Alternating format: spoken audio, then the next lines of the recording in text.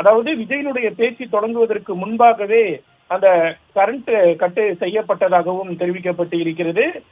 அதாவது அந்த உள்ளூர் குண்டர்கள் மற்றும் பொதுமக்கள், அதாவது அந்த ஜெனரேட்டர் பயன்படுத்தி வரக்கூடிய நிலையில் தான் இந்த கரண்ட் கட்டானது செய்யப்பட்டு வருகிறது, செய்யப்பட்டிருப்பதாக குற்றமானது சாட்டப்பட்டு இருக்கிறது. அது மட்டும் இல்லாமல் விஜயினுடைய பேச்சே மொத்தமாகவே 10 நிமிடங்கள் தான் இருந்தது.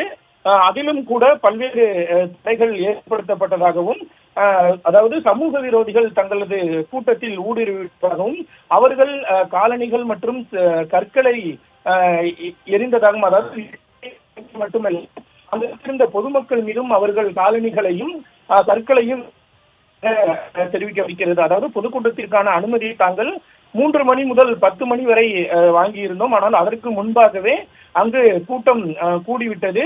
இதனை தடுக்க வேண்டிய காவல்துறை உரிய நடவடிக்கை என்றும் குறிப்பிட்டிருக்கிறது. மேலும் அந்த பிரச்சாரம் நடந்த அந்த வேலுசாமிபுரம் என்பது மிகுந்த, அது மட்டுமில்ல விரோதிகளால் கற்கள் வீசப்பட்டதாகவும், அதே போல ஆம்புலன்ஸுகள் அங்கே சென்று கொண்டிருந்த பொழுது ஸ்டாம்பேட் என்று சொல்லக்கூடிய கூட்ட நெரிசல் போன்ற ஒரு சூழல் ஏற்பட்டதாகவும் தெரிவிக்கப்பட்டு இருக்கிறது. இதுதான் இது போன்ற ஒரு சம்பவத்திற்கு காரணம் என்றும் குறிப்பிடப்பட்டு இருக்கிறது.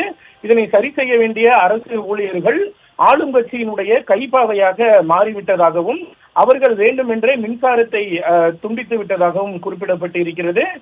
அது மட்டுமில்லாமல் இது போன்ற ஒரு கலவரத்திற்கு காரணம் என்பது விஜய் அவர்கள் அந்த கூட்டத்தில் அங்கு நடைபெறக்கூடிய மணல் கொள்ளை, டாஸ்மார்க்கில் நடைபெறக்கூடிய முறைகேடு மற்றும் போக்குவரத்தில் இருக்கக்கூடிய முறைகேடு மற்றும் ஊழல்களை பற்றி பேசியதால் தான் இது போன்ற ஒரு நிகழ்வு தங்களது கூட்டத்தில் நிகழ்த்தப்பட்டதாகவும் பல்வேறு குற்றச்சாட்டுகள் அந்த மனுவில் கூறப்பட்டிருக்கிறது. இதே போன்று நாகப்பட்டினத்திலும் கரண்ட் கட் செய்யப்பட்டதாகவும் குறிப்பிடப்பட்டிருக்கிறது. அதாவது ஏற்கனவே அரசு இயந்திரம் செயலிழந்து விட்டதாகவும் அந்த மனுவில் ஒரு குற்றச்சாட்டை முன்வைத்திருக்கிறார்கள். காவல்துறை மீது பல்வேறு குற்றச்சாட்டுகளை முன்வைத்துதான் இந்த விசாரணை, இந்த மனுவானது தாக்கல் செய்யப்பட்டு இருக்கிறது. அதாவது இந்த விவகாரத்தில் காவல்துறையினுடைய தோல்வி இருக்கிறது, இதில் அரசுக்கும் சம்பந்தம் இருக்கிறது என்ற ஒரு காரணத்தால் தான் இந்த வழக்கினுடைய விசாரணையை சிபிஐக்கு மாற்றுமாறு தாங்கள் கோரிக்கை விடுப்பதாகவும் மனுவில் கூறப்பட்டிருக்கிறது.